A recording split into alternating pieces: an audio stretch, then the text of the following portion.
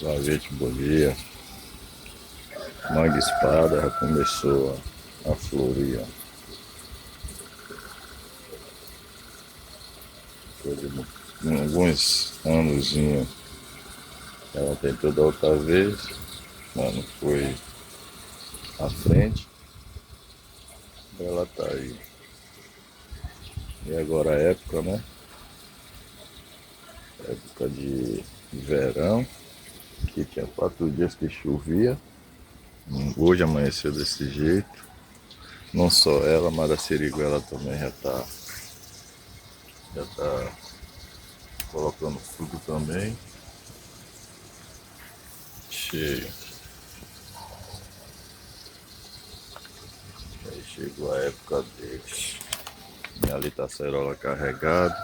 A outra mangueira também tá com flor. Vamos esperar.